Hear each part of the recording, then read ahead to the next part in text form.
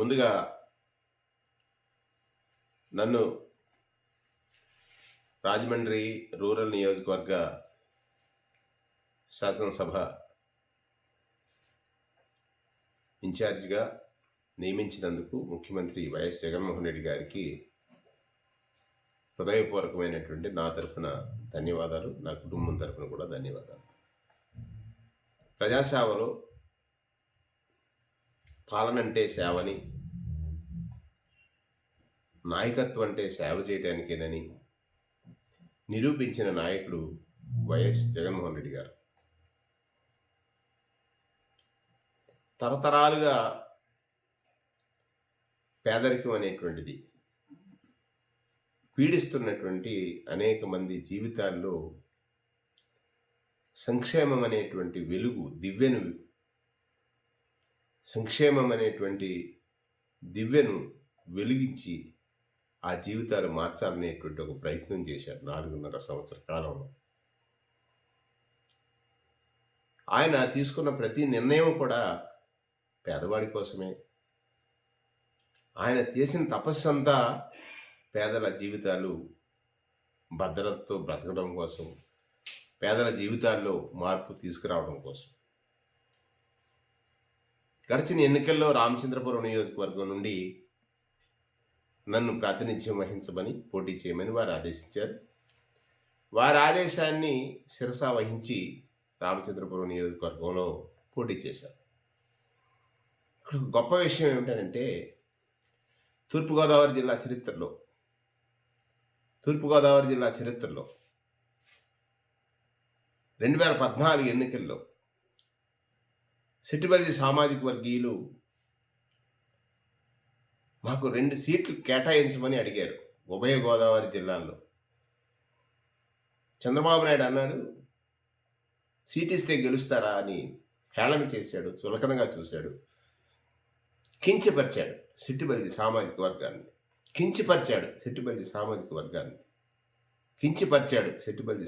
వర్గాన్ని.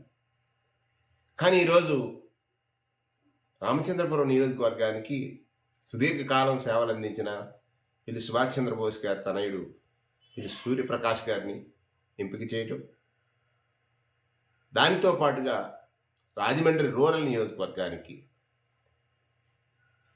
ఈ రాష్ట్ర మంత్రిగా ఆయన ఇచ్చినటువంటి అవకాశం ద్వారా బీసీలకు సేవ చేసిన 56 కార్పొరేషన్ల ఏర్పాటు కానీ, 56 కార్పొరేషన్ల ఏర్పాటుతో పాటు బీసీల ఆత్మగౌరవ రక్షణ కోసం అనేకమైనటువంటి చట్టాల రూపకల్పనలో కానీ, ప్రతి క్షణం శాసనసభలో కానీ బయట కానీ బీసీల యొక్క ఆత్మగౌరవాన్ని రక్షించే విధానంలో కానీ, వారి తండ్రి గారు ఏదైతే విద్య అనేటువంటి జ్యోతిని బీసీల ఇళ్లలో వెలిగించారో, ఆ జ్యోతిని మరింత ప్రకాశవంతంగా వెలిగించడానికి వారు చేసిన ప్రయత్నాల్లో కానీ నాకు కూడా ఒక చిరు అవకాశం లభించింది. అందుకు నన్ను ఈరోజు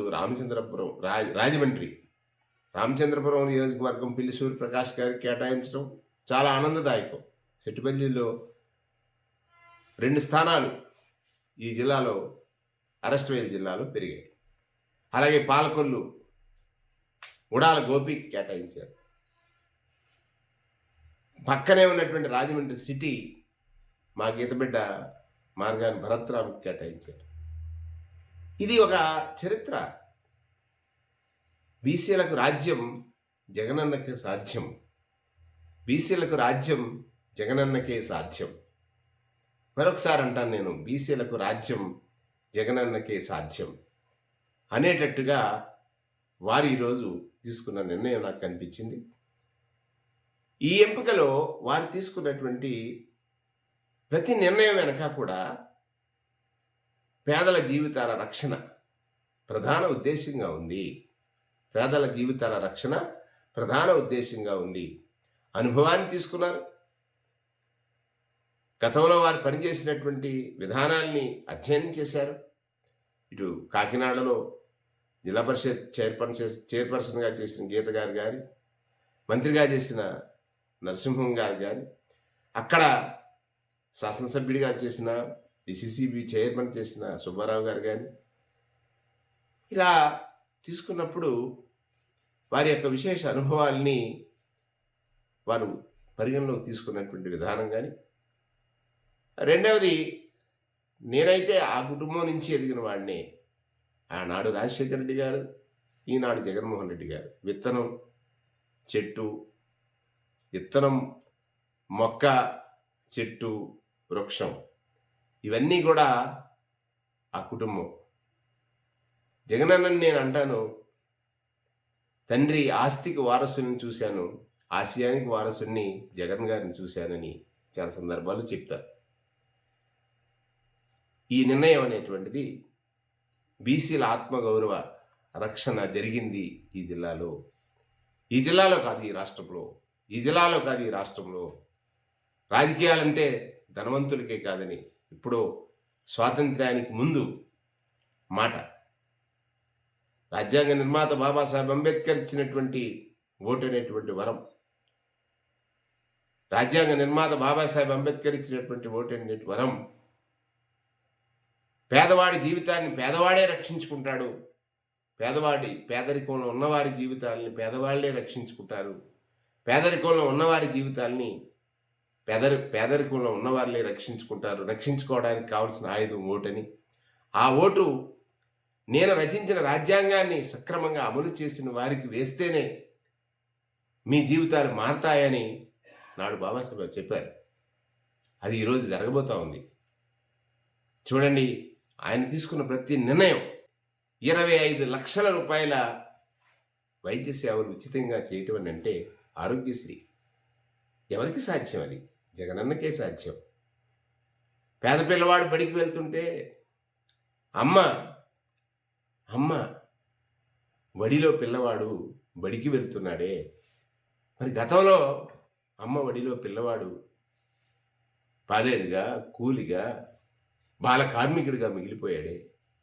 అమ్మఒడిని ఔషధాన్ని ఇచ్చి ఇవాళ బాల కార్మిక వ్యవస్థని రూపుమాపేశాడే జగనన్న. దానితో పాటు మహిళలకు స్వావలంబన, సాధికారిత, లక్షాధికారులు. మహిళ ధనం కోసం పురుషుడిపై ఆధారపడే రోజు నుండి ఇవాళ పురుషులే మహిళలపై ఆధారపడే స్థితికి తీసుకొచ్చాడే జగనన్న. అంటే ఒక్క టర్మ్ ఇస్తే ఇన్ని అద్భుతాలు సృష్టించిన జగనన్న ఇంకొక టర్మ్లో ఖచ్చితంగా ఒక స్థిరమైన పాలన ఇస్తాడు, ఆలోచన ఇస్తాడు. కానీ ఒక అబద్ధం. బీసీలను చులకంగా చూసినటువంటి, బీసీలను అవమానపరిచినటువంటి, బీసీల పట్ల హేళన చేసినటువంటి, ఈ మధ్యలో చూశాను, ఏదో చట్టాలు పెడతానంటున్నాడు వారి అబ్బాయి. చట్ట ప్రయోగం తన తండ్రిపై చేయాలి. తోకలు కత్తిరిస్తానన్నందుకు, తోళ్ళు తీస్తానన్నందుకు, ఎస్సీలో పుట్టాలని ఎవరైనా అనుకుంటారా అన్నందుకు ఆ చట్టాలన్నీ కూడా చంద్రబాబు మీదే ప్రయోగం చేయాలి. ఇవాళ ఒక పేదరికంలో ఉన్నవాడు తన జీవితాన్ని మార్చుకుంటారంటే ఆయనకి ఇద్దరు పీకేలు, మధ్యలో లోకేష్, చంద్రబాబు, ఇంకొక ఈనాడు, ఒక ఆంధ్రజ్యోతి, ఒక టీవీ5, 2 రాతలు, 3 చూపులు ప్రజల్ని నిత్యము హింసిస్తున్నాయి, బాధిస్తున్నాయి, రోదనకు గురి చేయాలని ప్రయత్నిస్తున్నాయి. ఇవన్నీ కూడా అధిగమించే మనోధైర్యం, స్థైర్యం జగనన్నకుంది. జగనన్న నమ్మింది జనానికి జగన్కి ఉన్న బంధాన్ని విడదీయడం ఈ 6 తలల పాము కాదు, 60 తలల పాములు వచ్చినా సాధ్యం కాదని ఈరోజు సాహసి వైఎస్ జగన్మోహన్ రెడ్డి సాహసి. ఎవరు రాజ్యాధికారం కోసం ఇన్ని తరాలుగా ఆలోచన చేస్తున్నారో, చూస్తున్నారో, బాధతోటే బ్రతుకుతున్నారో వారి జీవితాల్లో మార్పు తీసుకురావడానికి పేదవాడి చేతిలో అధికారం ఇచ్చి నా ఎస్సీలు, నా ఎస్టీలు, నా బీసీలు, నా మైనారిటీలు, నా మైనారిటీలు, నా బీసీలు, ప్రత్యేకంగా బీసీలకు రాజ్యం జగనన్నకు సాధ్యం. ఇది నా అనుభవం. జగన్మోహన్ రెడ్డి గారికి ప్రత్యేకంగా బీసీల తరఫున ఉభయ గోదావరి జిల్లాల్లో 3 స్థానాలు సెట్టుబల్లీలకు కేటాయించడంతో పాటు రాజ్యసభ స్థానాన్నిచ్చి మా గౌరవాన్ని పెంచి, రాజ్యసభ స్థానంతో పాటు మంత్రినిచ్చి మా గౌరవాన్ని పెంచిన, సెట్టుబల్లి జాతికి అత్యంత గౌరవం ఇచ్చిన, అలాగే గీత కార్మికుల్లో అక్కడ భరత్ కానీ, జోగి రమేష్ కానీ ఇట్లాంటి వారిని చూసినప్పుడు ఇదొక అద్భుత చర్య. అది చేయటం నీకు మాత్రమే సాధ్యం జగనన్న, మీకు మాత్రమే సాధ్యం జగనన్న, మీకు మాత్రమే సాధ్యం జగనన్న. అబద్ధాలతో, అసత్య ప్రచారాలతో, వంచనతో, కుట్రతో, కుతంత్రాలతో రాజ్యాధికారం పొందాలనే ఈ కుటిలాత్మలకు నీవు సంధించే బాణం పేదవాడు రేపు 24లో వేసే ఓటు. నీవు సంధించే బాణం రేపు పేదవాడు 24లో వేసే ఓటు అని నేను పూర్తిగా విశ్వసిస్తున్నాను, నమ్ముతున్నాను. ఆయన ఇచ్చిన ఈ బాధ్యత 15 సంవత్సరాలుగా అధికారానికి దూరంగా ఉన్న 15 సంవత్సరాలుగా అధికారానికి దూరంగా ఉన్న రాజమండ్రి రూరల్ నియోజకవర్గ ప్రజలు అధికారాన్ని పొందబోతున్నారు. అక్కడ నేను నిల్చుంటాను. పోటీ జగనన్నకు ఓటేస్తారు, నన్ను శాసనసభకు పంపుతారనేటువంటిది నా విశ్వాసం. నాడు నా గురుతుల్యుడు జక్కంపూడి రామ్మోహన్ రావు గారు ఆ రోజు క్రీడారంగం నుంచి రాజకీయ రంగంలో జిల్లా పరిషత్ చైర్మన్గా, జిల్లా కాంగ్రెస్ ప్రెసిడెంట్గా నన్ను నిలపడంలో కీలక పాత్ర పోషించినటువంటి గొప్ప వ్యక్తి. ఆయన తర్వాత మంత్రిగా ఆయన్ని చూశారు. మరలా మంత్రి స్థానంలో ఆయన శిష్యుడిగా జక్కంపూడి అక్కడ ఉన్నటువంటి బీసీ వర్గాలకి ఉన్నటువంటి ఒక బంధువుగా నన్ను నియమించడం అనేటువంటిది జగన్మోహన్ రెడ్డి గారు బీసీలకు రాజకీయ ప్రాతినిధ్యం ఇవ్వటం పట్ల తనకెవరు సాటి రారు అనేటువంటిది రుజువు చేయగలుగుతున్నటువంటి అంశం.